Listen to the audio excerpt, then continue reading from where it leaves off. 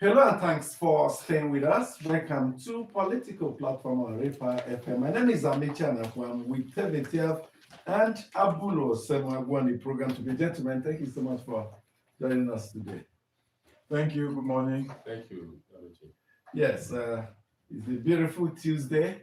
If you notice anything in Abuja yesterday, the city is back to its full capacity. The traffic build-up was strong after the end of year holidays and all that. So life indeed has returned to normalcy, and we think, I believe it's the same across Nigeria cities in Lagos, Port Harcourt, in Yenagoa, in Kano, in Yola. There, inside Nigeria, there is this a talk of growing U.S. interest in Nigeria's politics, not just interest. There's this conversation, this narrative that the U.S. is beginning to determine the shape of policies and action of government in the country, and the administration recognizes this. That's why it's paying $9 million to a lobbyist firm to shape the image of the country, to perhaps make the U.S. government understand better the situation in the country. And of course, so many things happening, insinuations that the U.S. insisting that the Muslim ticket no longer fly. Alternative should be Muslim Christian for the ruling party, and so the fate of Shetima is up for indeed analysis.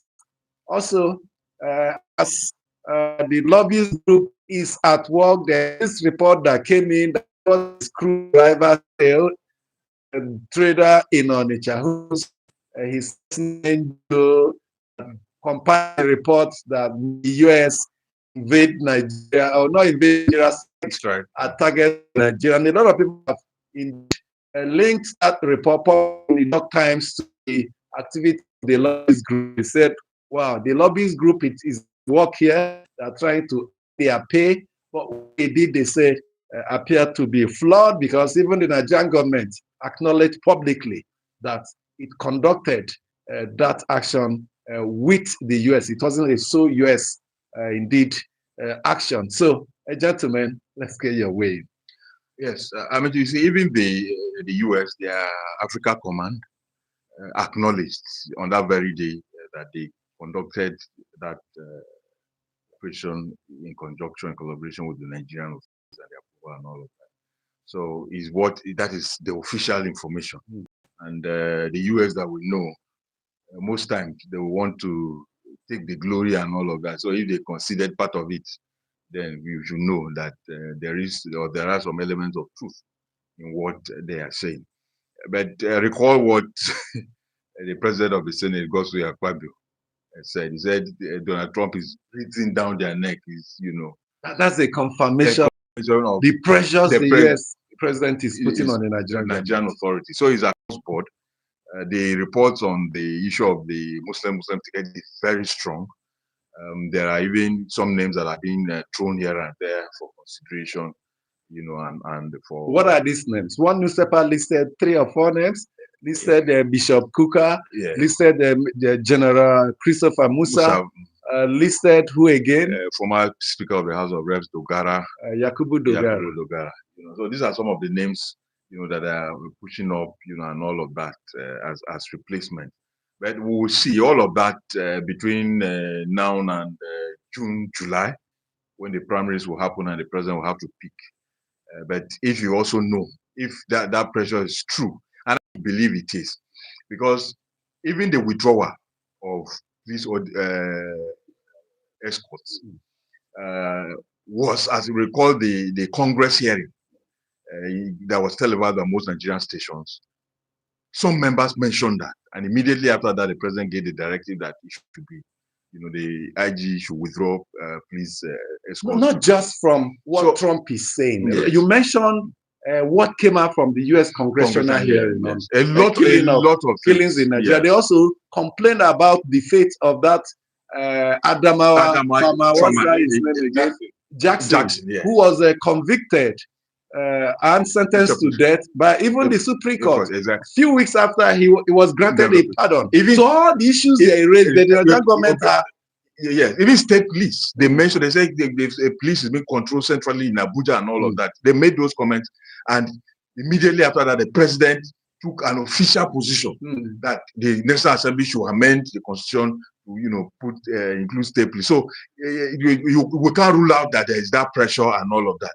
The issue now is how that will apply, the implication on the political fortunes of President Bola Tinubu, because there was a reason for which he went for the Muslim ticket.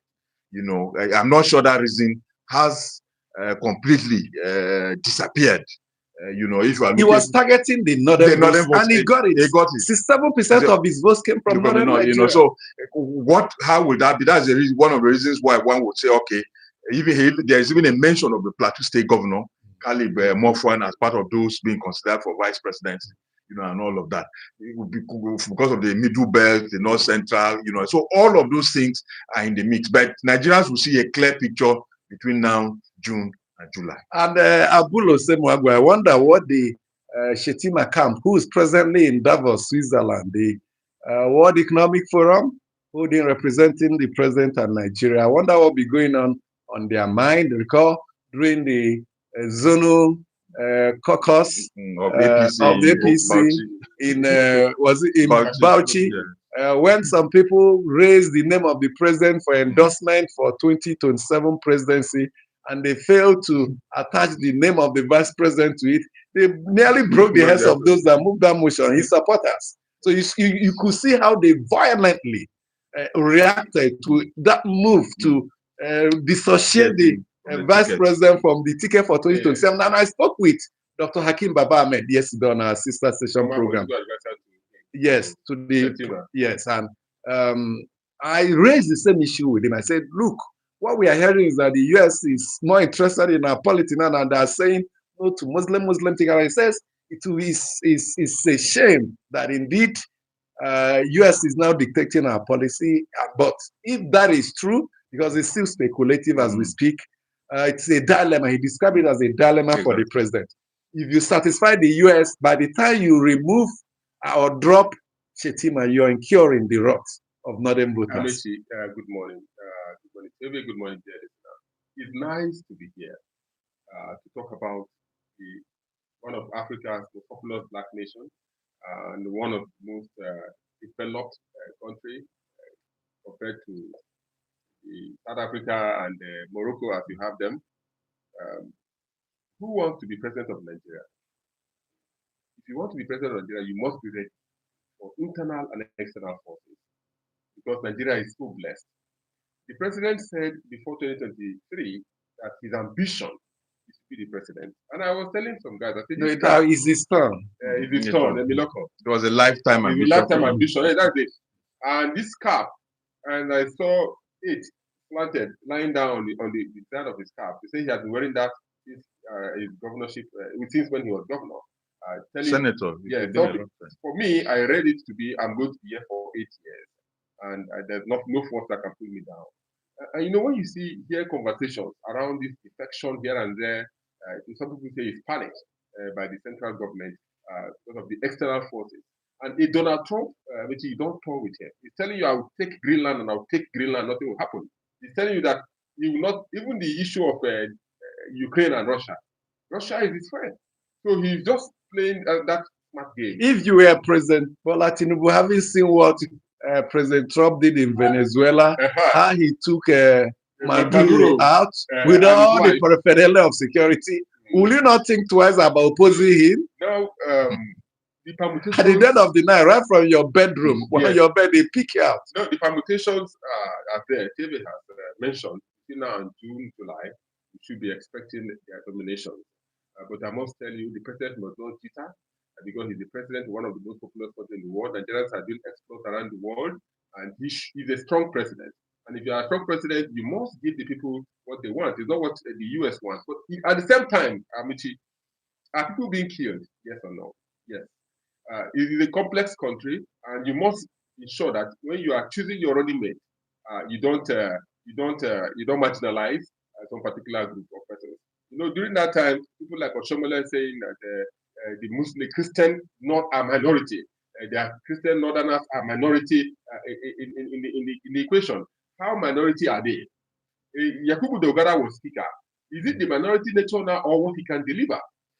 One thing about that 2023 election, religion played a major factor, and both camps utilized it. The Labour Party moved closer to the Christian minority in northern Nigeria when the APC chose a Muslim ticket. So they needed to, because the Christians have seen there's nothing here for us, why don't you go close to them? Now, after that election was won, we saw our president move towards the Christian North. Many appointments, many of them from Christian North. So he was trying to assuage the fears of the Christian minority than for you. But as he was doing that, the Muslim North was losing ground, and they're saying, you have abandoned us, not just you're removing us from office, you're moving everything down to Lagos. I want you don't forget, Shetima is a Kanuri dominant group in the North is Hausa Fulani. So don't be surprised when the opposition parties will move towards the Muslim North now, reversing the situation in 2023. We hear in the grapevine that Obasanjo is rooting for Peter Kwankwaso ticket. The issue of Kwankwaso saying that he wants to be in a political party where he can be president or running mate is already trying to yield fruit. By this grapevine news we are hearing, is it true? We had Obasanjo visited Babangida the other day. Yesterday. To say hello to him. Is it just to say hello to him, or the project Nigeria is what is at stake? It's Project 2027. Yes, the project Nigeria is what is at stake. So every calculation, you see, there is early campaign already from the central government.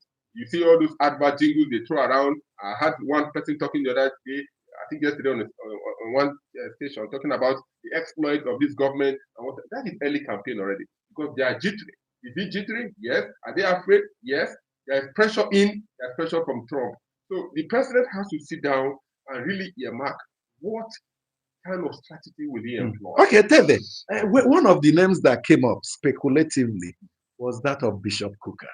And I said, this is a Catholic bishop who is supposed to be non-partisan. How come some newspapers are now dragging his name into politics? David's governor is the Reverend Father. So who said the Reverend Father cannot be in politics? You see, men of God, yes, you may see that either the church or the mosques or the vineyard, whatever it is, are their operational areas, but they also have interest in what affects their country, and what affects their country affects them. You will be shocked that most of the trauma Nigerians are going through, meet these religious leaders, sit with them. You'll be shocked at the pressure that they get through. Calls, sick people, school fees, housing, all sorts, all manner of requests, and all of that. And they have no option but to reach out as much as they can. So that's why some of us will also, at some point, will say even the religious institutions should be, the organ or the channel through which some of these less privileged persons can be met, because they are more organized. They know who actually has that. But so it won't be the first time or the last time. My state, Benue, has had 2 Reverend Fathers as governor. You have a team with Reverend Fathers. So the women love them. So there is nothing with it. If that is it, but I know that if the pressure is clear, and what's his name? The vice president, Shetima, also sees it, knows that it is not just people going out creating images and situations to ease him out of office, and all of that. If he knows that, and he believes that Tinubu should continue, is a roadmap for Tinubu to continue and all of that. I want to believe he will oblige, because he has. Wherein lies his political interest? 2031, the presidency will be coming back to the north. If I were him, so how will he achieve relevance up to that period? No, you will come to the north 2031. The thing is that, are you the one God has appointed to detect how the thing is that out of power for 3 months may do so much damage to your political career. I agree with you, but don't forget also, more politicians. These are, if he's, like I said, if he's clear and he knows there is no other option. Except it's a sign and sealed document.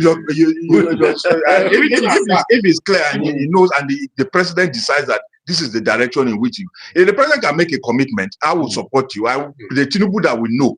Is it Baba commitment or the right? Are you looking for the kind of commitment the Kano governor is looking a written statement for him to get a second term ticket on the platform of APA? If you want a written document, if that's what they are looking for, if he gets to that point and he knows this is the only option and the way out, I want to believe, because even himself, he's already, even don't forget, even the cabal that are moving against him that we saw, that we know about, is because of his 2031 presidential ambition. He believes that because I know he has ambition. He has ambition.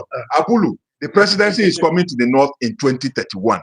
The presidency moved from the north to the south in 2023, and that is why some of us have stood here and I will say it tomorrow. It will went to the south in 2023 and it will remain there till 2031. And in 2031, it will come back to the north for another 8 years. These are unwritten agreements. From the middle belt to say, we have not tested it. For sure. Not even vice president. Has tested vice presidency twice. It should be our turn. When the presidency comes back to the north, it will be between the northeast and the north center. The northeast is only the prime minister. How complicated Nigeria is. Yes. If he's coming back in 2031 and he's been a Muslim for the last 8 years, they will say, if he's coming to the north, he should be a Christian. I find Christians more in the middle belt and all that. I like David's desire or wishes. That these are dynamics. Dynamics change as the year go by. Whoever thought that after 1993 election, when you have a Muslim ticket, you still have a Muslim ticket in 2023. So dynamics change. 2031 is not for me to say, it's not for you to say. It's God that will keep us alive and to see that. When we get there, we'll cross the bridge. But you cannot tell me you must come to the north of the return of the north in 2031. When you get there, we'll decide. God will take us there. We'll decide. Are you going to have another Southerner as president after Tinubu completes 8 years? If he wins. If he wins in 2027 and completes another 4 years, will you, as in your own mind, will it be right? Will it be fair? Will it be justice that the presidency remains in the south for another? That's the reason why. Are you talking about fairness and justice? And justice. That's the reason. That's the reason why Peter Obi is also saying if he gets the presidency, I don't know how you are interpreting fairness and justice. There's a region in Nigeria that has not produced since 1999. Will you describe it as an injustice and unfairness? The presidency. No, will you describe it as an unfairness? It's injustice. It's injustice. It's and he's not talking about the region. The North Central has. Apart from the presidential, the military head of state that we had in Niger State, tell me how many top people have come out of the North Center. What did I say? Okay, I said when it comes back to the north, it will be between the northwest, northeast, and north central. Well, if after 8 years he's going back to the south, the right thing to do would be for the presidency to go to the southeast. But it will also be between the southeast and the south-south, because the south-south will tell you they did 4 years or 6 years or whatever. All this, but rightly, because it wasn't encoded. There were attempts to encode it within our constitution. A lot of people resisted it. They resisted it because they felt they had the opportunity to manipulate and grab and run with it. But one thing is clear.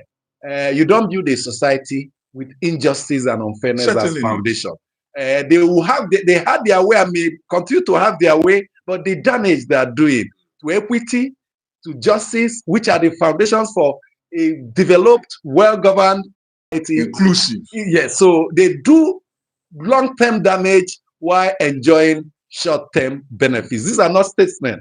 They are just power mongers who want to grab power at all costs. At some point, Nigeria may decide to put it in our constitution that issue of power rotation must be adhered to as a way of ensuring justice and equity. Don't forget in the parties, in the PDP, they will tell you it's there between north and south. It was violated.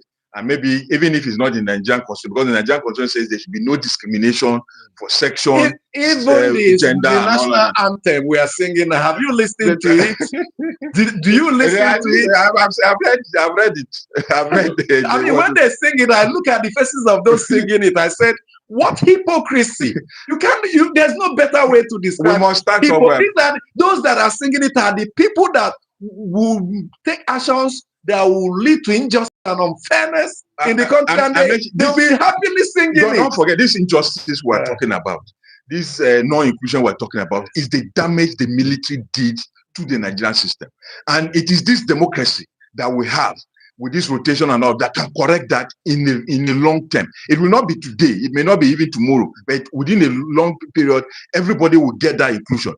If assuming that even if power goes back to the South and the South gets it and it goes back again, who will say it should not be the turn of the Southeast? So it will get to a point where nobody will have it. Nobody will have a choice but to say it must be the turn of the North Central, it must be the turn of the Southeast, it must be the turn of the Northeast. It is this democracy that will solve that mystery and that damage that the military did to the Nigerian system.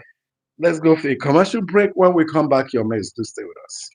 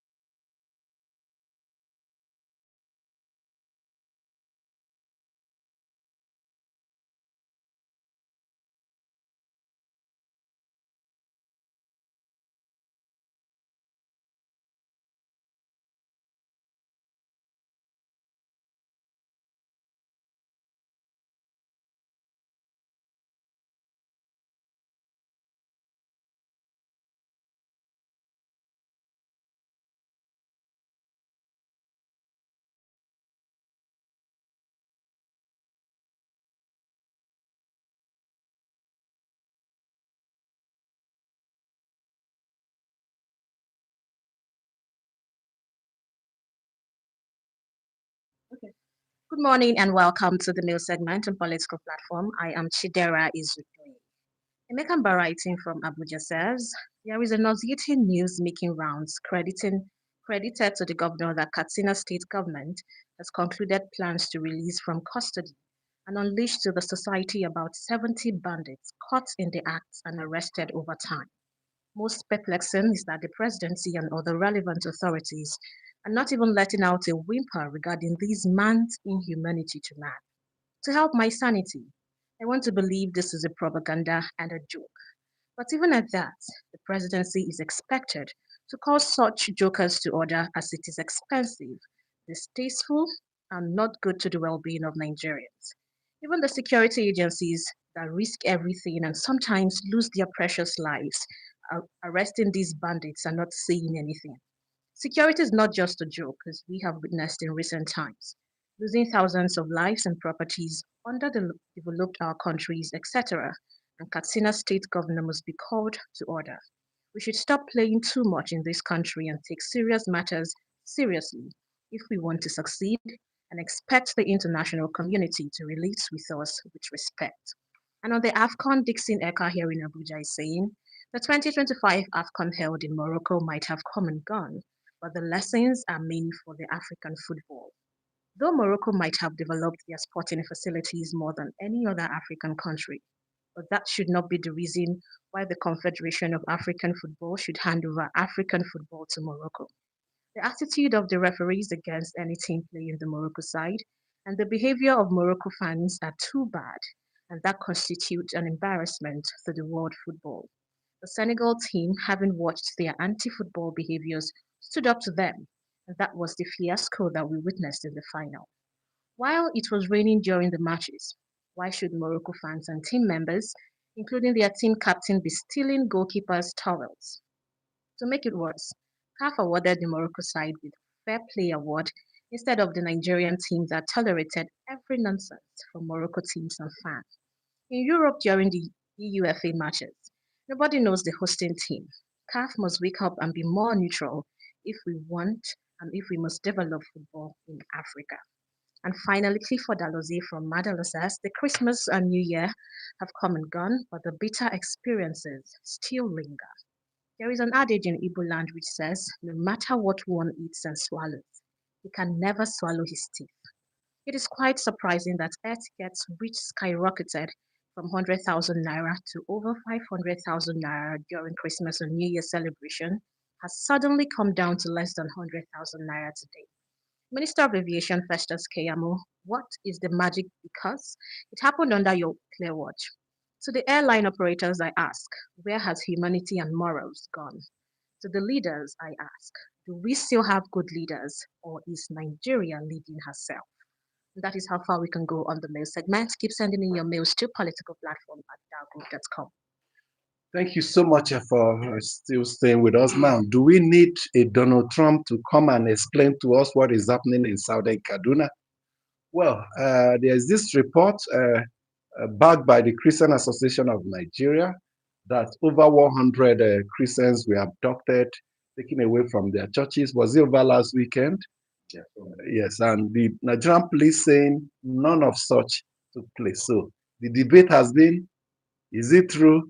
Is it not true? As we speak, the veracity of the matter has not been established. Do you choose to believe the security agencies, or do you choose to believe the Christian Association of Nigeria? Do we need external interest to come and explain to us in the most rational manner what is happening in our country? If Trump comes now, they'll say, Trump has come again. No? I met the issue of insecurity in Nigeria tends to have commentary. And locally and internationally, people don't want to hear persons are killed or kidnapped or abducted. In the north, when people are taking this called abduction, the confusion, Amici, is huge, and the number of persons involved is mind blowing, because 170 something, 100 something is what we are hearing, and the police will stand and say nothing of that happened in the local government in Kaduna State. Because they will tell you they have the information, they have the spread across. I know the pains the security agencies go through. In fact, they want to conceal some information from the Trump people, in quotes, or the persons that want to take information outside that, Christians again have been abducted. They are doing their best, but they should come out with truth. Can these persons be lying that their loved ones have been taken? Khan has said, yes, persons are taken. The police is saying no. So a thorough investigation is invited here. There must be an investigation. Can there be a third party? Because the police is the head of a security in the civilian government. Can the military come and tell me, what will the investigation seek to achieve? We hope that by this morning, possibly the Office of the National Security Advisor should be able to have, they should have, for the police to, deny or to have the information, and the political parties, PDP, ADC, and others, also lashing on it and all of that. We expect that by today, they should, whatever mystery that is surrounding this, should be known. My concern is even those we agree or we know have been adopted in Kogi State. Remember that church? Yes. And others. We have no news about their release or rescue. The teachers that were coming for four of them were released. Some are still there. So even those we know, there are public acknowledgement that we don't know when or how and where they will be released, rescued, and all of that. So my concern is if this is true and is being treated in this way, I don't know how my mind flashed by immediately the story broke about what happened with the chief of. Remember, they asking the president, is it true? There were initial deniers, and all of that. So that's my concern. Or whether it's true, whether it was politically motivated. So whatever it is, today I want to believe that this like two days now, Sunday, Monday, Tuesday, we should be able to have the right information. I'm sure by today, even our reporters, newsmen, will be able to get to that community where they said that incident took place or did not take place, and will be able to have the real truth as to what. So the media as an independent institution should be the most reliable. That's an independent media, truly independent, should be the most appropriate body to carry out investigations to establish security for them, because from that town to that place, provide security for them to go there. Before you add to one of the numbers, in this situation, the media can do its investigation, but they prevent media from releasing results during election. But in this case now, once the media does its investigation, I think they can release details, whether it's true or not. Well, we are waiting for the presidency to confirm or deny. Once it's not denied, you assume it's true. news that Chagori has been conferred, about to be conferred with the second highest national honor in Nigeria, GCON. Just to tell you, there are also other prominent Nigerians that have had that privilege. But many Nigerians are saying, no, Chagori is a foreigner, he's involved in everything the Tinubu administration does. Sometimes we even hear sometimes the president flies his own private jet. They are friends. And El-Rufai will tell you, if you're in government, patronize your enemies if you don't want to patronize your friends. Thank you so much for joining us today. Have a good time.